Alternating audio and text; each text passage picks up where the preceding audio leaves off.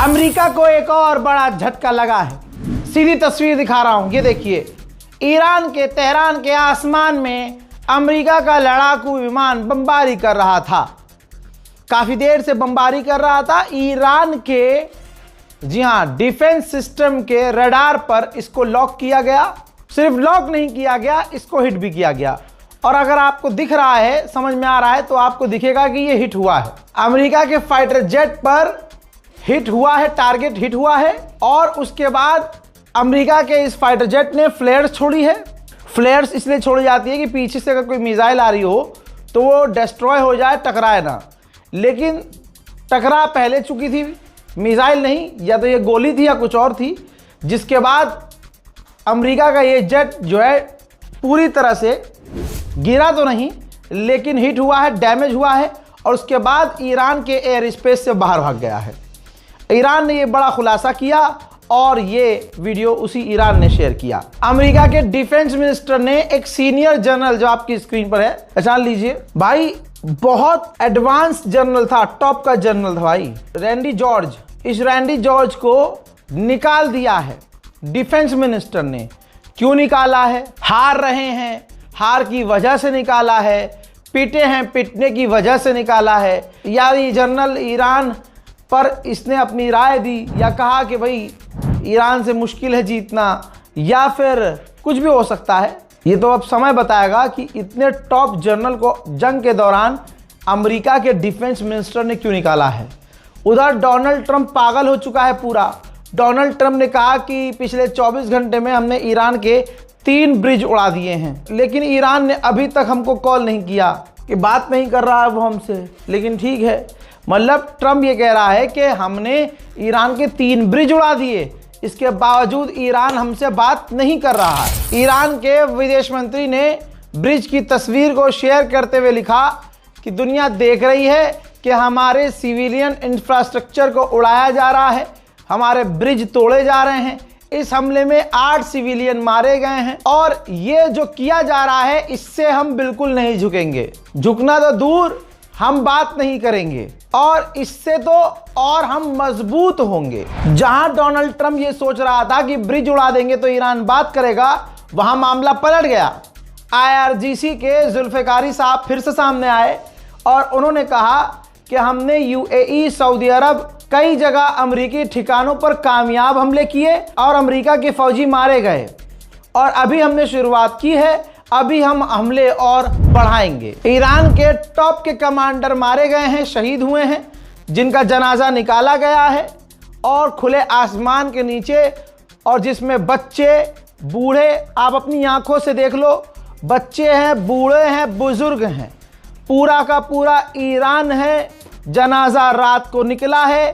ईरानी commander जिन्हें शहीद किया गया है, जिन्होंने शहादत दी है, जो बंकर में जा सकते थे लेकिन बंकर में नहीं गए, जो छुप सकते थे लेकिन नहीं छुपे, और इजराइल ने टारगेट करके इनको कत्ल किया है, शहीद कर दिया है, जिनका जनाजा आप अपनी स्क्रीन पर देख रहे हैं। उधर ईरान ने जैसा वादा किया था वैसा किया है। दुबई के अंदर ओरेकल डेटा सेंटर ईरान ने निशाना बनाया है। ये ईरान ने कंफर्म कर दिया है।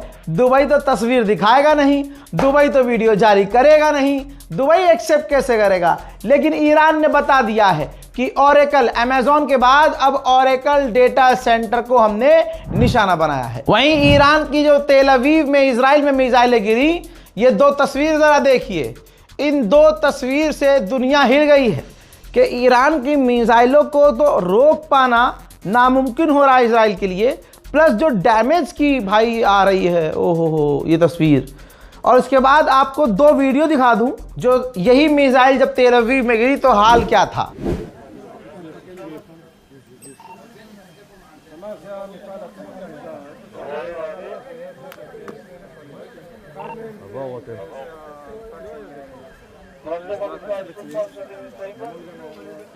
מי אמר לי? אני. מה שם המפעל פה אמרת? לובינר, איך קוראים למקום? אלון, מה השם של המקום? לובינר. לובינר, מה שם המפעל? 1 מ-3.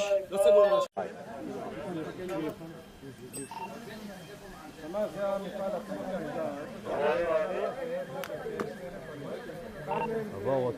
यूरोपीय यूनियन के चीफ की हवा निकल गई है।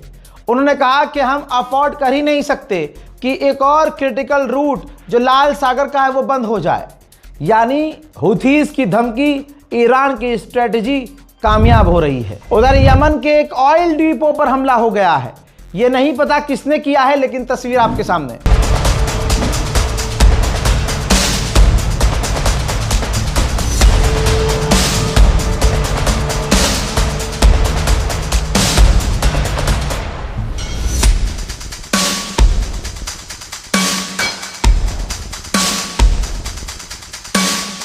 उधर हजरात पड़ोसी मुल्क पाकिस्तान की हालत खस्ता हो गई है। 43% पेट्रोल डीजल के दाम पाकिस्तान में बढ़ गए। उधर तबाही के बावजूद ईरान में लगातार जनता प्रदर्शन कर रही है। ईरान की मांग है कि अमेरिका इजराइल के आगे नहीं झुकना है। हम और शहादत दे देंगे, अपने मुल्क के लिए खुद लड़ेंगे, लेकिन अमेरिका के आगे सरेंडर नहीं करना है। हजरात, जंग हौसलों से जीती जाती है। ये देखिए, ये जो महिला है ईरान की 38 साल की, ये प्रेग्नेंट एक माँ है जिनके ऑलरेडी 2 बच्चे अमेरिका इजराइल के हमलों में शहीद हो गए। और इनकी महिला साथी, बहुत सारी आस पड़ोस की महिलाएं भी, औरतें भी अमेरिका इजराइल के आतंकी हमलों में शहीद हो गईं। अमेरिका के अंदर ही 100 से ज्यादा लॉ एक्सपर्ट, जैसे वकील समझ लीजिए, 100 से ज्यादा लॉ एक्सपर्ट ने अपनी सरकार को चिट्ठी लिखी है और कहा है कि ईरान में जो चल रहा है वो वॉर क्राइम है। आगे गवर्नमेंट ऑफ अमेरिका फंस सकती है। अमेरिकी इजरायली आतंकी हमलों में एक और ईरानी कर्नल की मौत हो गई है। उधर इराक के लड़ाकों ने ड्रोन तस्वीर जारी की है। ये वही ड्रोन है जिस ड्रोन के अंदर कैमरा लगा है और यही ड्रोन जाकर टकराकर विस्फोट हो जाएगा। हजरात, वीडियो जारी किया है कि किस तरह से हम इराक के अंदर अमेरिकी सेना को, अमेरिकी जो इंफ्रास्ट्रक्चर है, अमेरिकी बेस है, उसको निशाना बना रहे हैं। और तस्वीर में आप देख सकते हैं बिल्कुल सटीक निशाना है।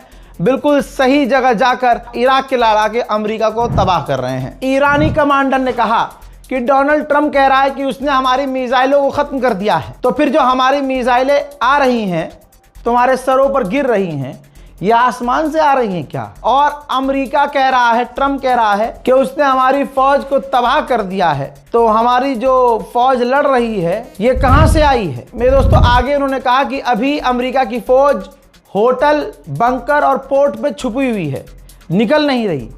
और अगर ग्राउंड ऑपरेशन हुआ तो उनको हम छुपने की भी जगह नहीं देंगे। उन्होंने बहुत जेन्युइन बात कही। आगे कहा कि अमेरिका पूरी तरह से ह्यूमिलेट हो गया है। इतना बुरा उसके साथ कभी नहीं हुआ है और इतनी बेइज्जती पूरी दुनिया में अमेरिका की पहली बार हुई है। उन्होंने कहा कि हमने 350 से ज्यादा अमेरिका के ड्रोन और 10 से ज्यादा टैंकर, दर्जनों फाइटर जेट और उनका टॉप लेवल का एडवांस जहाज तबाह कर दिया। बड़ा नुकसान दुनिया खुद देख रही है कि कौन झेल रहा है। वही ईरानियन ऑफिशियल ने आगे ये कहा कि डोनाल्ड ट्रंप ईरान में घुसना चाहता है, घुसपैठ करवाना चाहता है, ग्राउंड ऑपरेशन चाहता है। हम इंतजार कर रहे हैं, उनको हम ऐसा सबक सिखाएंगे कि डोनाल्ड ट्रंप कभी भी इसके बाद किसी और देश में घुसपैठ करने का ख्वाब नहीं देखेगा। ما منتظریم برای عملیات زمینی آمریکا انتظار میکشیم که آغاز بشه.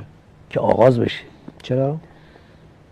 چون درسی به اونها خواهیم داد که تا ابد به هیچ کشوری، به ضعیفترین کشور دنیا هم قصد تجاوز نکنن. मेरे दोस्तों, जॉर्डन बोल रहा है, जॉर्डन जिनके यहाँ लड़कियां नंगी घूमने लगती हैं आजकल, ठीक है, जो यूरोप का कल्चर अपना रहा है, इजराइल के ऊपर बैठा हुआ है गोद में पिछवाड़ा टिका के, उसने एक जहरीला बयान दिया है। कहा है कि ईरान के खिलाफ हमें तमाम अरब देशों को मिलकर डिफेंस एलाइज बनाना चाहिए। अबे हरामियों हो तो तुम भी अभी साथ ही, और तुम्हारा सबसे बड़ा एलाई, सबसे ताकतवर अमेरिका है, बचा पाया तुम्हें। घोप घोप रोज हो रहा है ना, बोल लो, फिर पछताओगे, फिर कहोगे ईरान ने पेल दिया, ईरान ने मिसाइल घुसा दी है। इसने आगे ये भी कहा कि ईरान एक पर्शियन एम्पायर खड़ा करना चाहता है। अरे, और कह रहा है कि अरबों को कमजोर और अपने आप को मजबूत दिखाना चाहता है। आप आराम से रिसर्च कर लो दोस्तों, ईरान ने कभी किसी पर हमला नहीं किया। ईरान पर खुद बेचारे पर इतनी पाबंदी लगी रहती है और आज तक लगी रही है कि उसने किसी और को नीचे दिखाया नहीं। ईरान तो अपने में रहता है कि हमारा डेवलपमेंट हो जाए, हम थोड़ा डेवलप हो जाए, हम इंफ्रास्ट्रक्चर अपना मजबूत कर लें, अपना एजुकेशन सिस्टम मजबूत कर लें।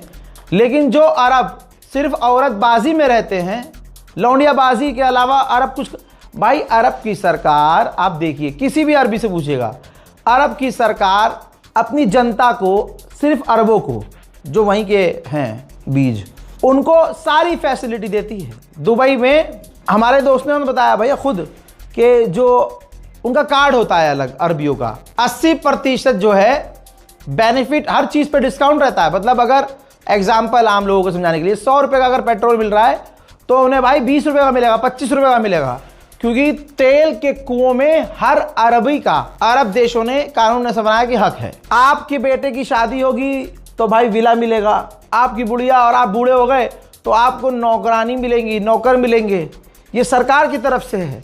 और तो और कंपनियों में आपका हिस्सा होगा, बड़ा बेहतरीन कानून है भाई। यानी वहाँ तो जो अरब का होता है ना, उसे कोई टेंशन है ही नहीं। हमारे यहाँ कमाने की टेंशन होती है ना, अरबों को कमाने की टेंशन नहीं होती है। ये बात किसी भी अरब में रहने वाले व्यक्ति से पूछ लीजिएगा। कमाते भी हमसे 10 गुना ज़्यादा हैं और सरकार उनको देती भी हमसे बहुत ज़्यादा है। भाई हम तो बाहर ही हैं। तो भाई जब ऐसा कानून बना हुआ है तो बताइए अपनी गवर्नमेंट के खिलाफ कोई बोलेगा? नहीं। तो ये स्ट्रैटेजी है उनकी कि अपने लोगों को इतना खिलाओ, इतना पिलाओ, इतना इनका मुंह बंद रखो कि ये आवारा रहें, एकदम अय्याश रहें। सरकार क्या है, क्या कर रही है, फ़र्क ना पड़े। यही तो वजह है कि आज सरकारें अरबों की जो मर्जी करें, कोई मुंह नहीं खोलता कोई अरबी, क्योंकि अय्याश बना दिया मिजाज का। यहाँ भारत के अंदर मोदी जी अगर कह दें कि हर घर में एक व्यक्ति को सरकारी नौकरी और हर महीना 50,000 रुपये अलग से दिया जाएगा, भाई पूरा इलेक्शन सिस्टम की माँ बहनों को जाएगी। कोई नहीं कहेगा हम वोट देंगे किसी और को। अरे मोदी जिंदाबाद, मुसलमान भी कहेंगे मोदी जिंदाबाद। अरे भैया मज़ा आ गया, कुछ नहीं, अब तो जिंदगी भर आपकी सरकार। यहाँ अरबी अपने अरब के लोगों को सब कुछ दे रहे हैं, तो भाई वो क्यों बोलेंगे कुछ अपनी गवर्नमेंट के खिलाफ? यही तो वजह है कि जब अरब में वोटिंग हुई तो पता चला कि ईरान का साथ देने वाले 5% भी नहीं है और इजराइल का साथ देने वाले 0% भी नहीं है, कोई साथ नहीं देता। लेकिन न्यूट्रल 80% लोग हैं, मतलब ना ईरान के साथ हैं ना इजराइल के साथ हैं, वो पैसे के साथ हैं। चुप रहेंगे जी, हमें अपनी गवर्नमेंट पैसा दे रही है और क्या चाहिए। अब बताइए ऐसे लोग काहे कुछ बोलेंगे? भाई अय्याशी सिखाई गई है, खूब बीवी यहाँ है। पहली बात तो 1-1, 2-2, 3-3, 4-4 बीवी जो है आम है। अगर 4 बीवी है और फिर भी अगर दिक्कत ख़त्म नहीं हो रही है, खुजली ख़त्म नहीं हो रही है, तो अरबों के पास दूसरी जगह कोठियाँ बनी हुई हैं, उनके फार्म हाउस बने हुए हैं। वहाँ कोई हिंदुस्तानी, बांग्लादेशी, नेपाली रखा हुआ है सफाई करने के लिए, खाना ना बनाने के लिए। तो इनकी बाहर वाली वहाँ पहुँचती है, ये वहाँ अपनी गाड़ी से वहाँ पहुँचते हैं, सारा दिन मौज अय्याशी मुजरा जो है वो बैली डांस वाली डांस देखते हैं और उसके बाद जो है घोप घाप घाप घूप घूप करके घर। तो अरबों को क्या ही फर्क पड़ता है भाई। अब जॉर्डन कह रहा है कि भाई ईरान एम्पायर बनाने वाला है और इलाके में शिया लोगों की आबादी कैसे बढ़ा रहा है भाई? शिया कैसे? अब आ गई दिक्कत, भाई मेन बात आ गई कि भाई ईरान सही है, बिल्कुल सही है, लेकिन हम इसलिए साथ नहीं देंगे कि वो शिया है। यही सच्चाई है दोस्तों, यही चल रहा है आज पूरे दुनिया में। ऑस्ट्रिया ने खुलासा किया है, डिफेंस मिनिस्टर ने बोला है कि जब से जंग शुरू हुई है अमेरिका ने हमसे बार बार रिक्वेस्ट की है, कि अपना एयर स्पेस खोल दो हमारे लिए, और हमने हजारों बार, तब तक जितनी बार हमसे पूछा गया हमने हर बार मना किया और हमने अपना एयर स्पेस ईरान के खिलाफ इस्तेमाल नहीं होने दिया और यही कहा कि हम न्यूट्रल हैं। ईरान के विदेश मंत्री ने रशिया के विदेश मंत्री को वार्निंग दे दी है कि आप यूएन से कह दीजिएगा, और हम आपको भी वार्न कर रहे हैं कि अगर यूएन ने हमारे खिलाफ कोई एक्शन लिया, इंटरनेशनल फौज उतारी या कोई भी एक्शन लिया, तो ये जंग खत्म होने के बजाय और बढ़ जाएगी। देखिए पाकिस्तान के आसिम मुनीर के द्वारा पता चला है कि अभी भी ईरान के पार्लियामेंट स्पीकर और अमेरिका के वाइस प्रेसिडेंट के बीच पाकिस्तान बातचीत करवा रहा है। डायरेक्ट नहीं, ये पहले इधर बात करता है, फिर इनसे बात लेकर इधर बोलता है, फिर इनसे बात लेकर इधर बोलता है, ऐसे बातचीत इनडायरेक्ट वे में चल रही है। उधर अमेरिका ने फैक्ट चेक किया है। आपको लगता है ये सुअर बताएंगे इनका जहाज अगर कोई गिराया जाएगा तो? लेकिन आप अगर चालाक दिमाग रखते हैं तो देखिए इन्होंने कहा है कि हमारा कोई जहाज मारकर गिराया नहीं गया है। तो ये बात तो ईरान ने भी नहीं कही, ना ये हमने वीडियो में देखा। गिराया नहीं गया है, हिट हुआ है। इंशाल्लाह वो भी सच सामने आएगा। हजरात, पिछले 12 घंटे में इतना कुछ नहीं हुआ है। पिछले 33 दिन में जो हर एक घंटे में बड़ा बड़ा कुछ न कुछ हो रहा था, पिछले 12 घंटे से ऐसा नहीं हुआ है। इसी वजह से YouTube पर हमने काफ़ी देर बाद अपडेट किया और इंस्टाग्राम पर भी मैंने लगभग 1-2 ही अपडेट दिया, क्योंकि सामने से कोई ऐसी खबर नहीं है जिसको बताने के लिए तुरंत जो है 10 मिनट का अपडेट बनाया जाए। फिलहाल की इस रिपोर्ट में इतना ही। इस रिपोर्ट को शेयर कर दीजिएगा, चैनल को सब्सक्राइब जरूर कीजिए। जय हिंद।